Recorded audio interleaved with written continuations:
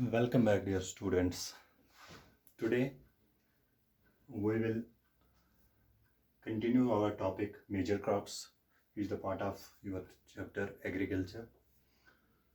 तो आज की वीडियो में हम देखेंगे, पिछली वीडियो में हमने राइस और वीट के बारे में पढ़ा था। तो आज और कुछ मेजर क्रॉप्स के बारे में जानेंगे जो इंडिया में उगाए जाते हैं।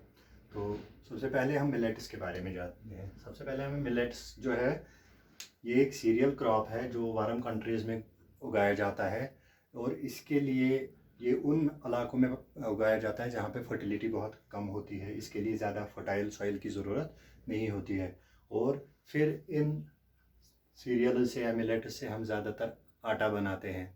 और मिलेट्स जो है ये बोथ फूड एंड फोडर इस्तेमाल होता है। जैसे हमारे पास मेज़ भी होती है, मक्की, उसको हम एज़ फूड भी इस्तेमाल करते हैं, एज़ फोडर भी, यानी ह्यूमन्स के लिए भी इस्तेमाल करते हैं और मवेशियों के लिए भी उसको एज़ फोडर इस्तेमाल करते हैं, यानी चारा।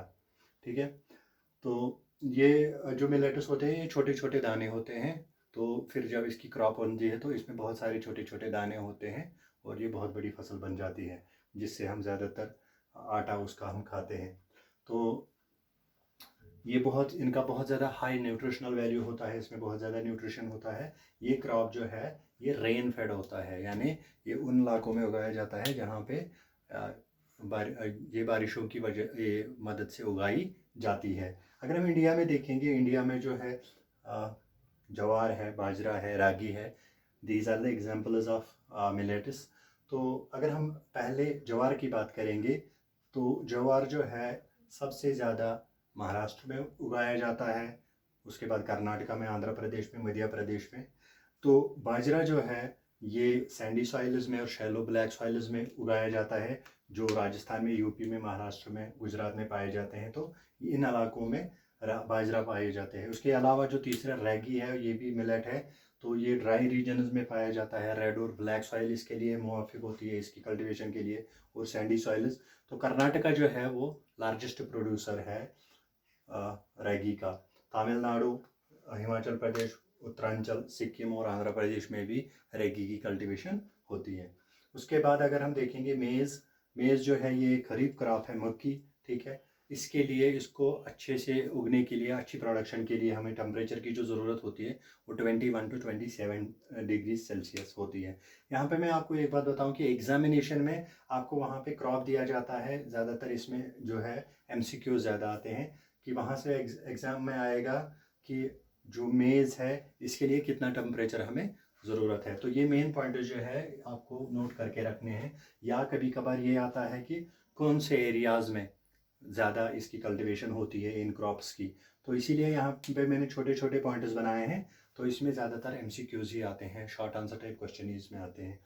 तो ये जो मेज़ है ये ओल्डर ओलिवियम में, यानी जिसको हम बंगर भी कहते हैं, उसमें अच्छी इसकी काश्तकारी होती है। और जब इंडिया में, पिछली वीडियो में भी मैंने बताया कि यहाँ पे ग्रीन रेवोल्यूशन आया 1966 में, तो उससे जो है इसकी पैदावार जो है वो इंक्रीज़ हो गई है because of the introduction of high yielding variety of seeds, fertilisers, irrigation. तो उसकी वजह से मेज़ की प्रोडक्शन जो है वो बहुत ज़्यादा बढ़ गई है। तो एरियाज़ ऑफ कल्टिवेशन जो है जहाँ पे ज़्यादा निकलता है, सबसे ज़्यादा मेज़ की कल्टिवेशन कर्नाटक में होती है, उसके बाद यूपी, बिहार, आंध्र प्रदेश और मध्य प्रदेश में। इसी के साथ अगर हम देखेंगे पल्सेस यानी दालें जो हमारे पास होती है, दालें इंडिया में बहुत ज़्यादा वैल्यू रखती हैं। It's a source of protein for vegetarian people जो नॉन वेज नहीं खाते हैं, उनको जो बॉडी के लिए प्रोटीन चाहिए वो इन्हीं पल्सेस से आते हैं। तो इंडिया जो है ये दुनिया में largest producer as well as consumer, सबसे ज़्यादा दालें यहाँ पे बनती है और कंज्यूम भी यहीं पे होती है सबसे ज़्यादा दुनिया में। तो अगर हम देखेंगे अरहर है, अरहर की दाल भी आपने खाई है, उड़द है, मूंग है, मसूर है, पीज़ है, इसके अलावा चना जिसको हम ग्राम कहते हैं। तो ये सारे जो है ये पल्सेस की एग्जांपल्स है।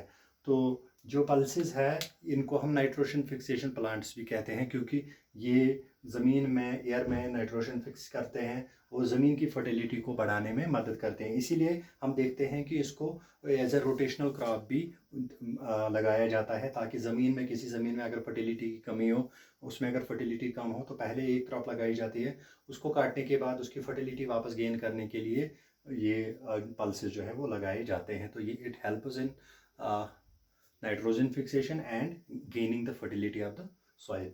तो अगर हम देखेंगे ये पल्सेस जो है ये मध्य प्रदेश में, आंध्र प्रदेश में, यूपी में, राजस्थान में, महाराष्ट्र में और कर्नाटका में ये जो है मेन प्रोड्यूसर्स ऑफ पल्सेस है। तो आज की वीडियो में इतना ही। इसके बाद हम देखेंगे और जो हमारे नॉन फूड क्रॉप्स हैं, ठीक है, या food crops other than cereals, वो आगे वाले वीडियो में हम पढ़ेंगे। Till then take care and good bye.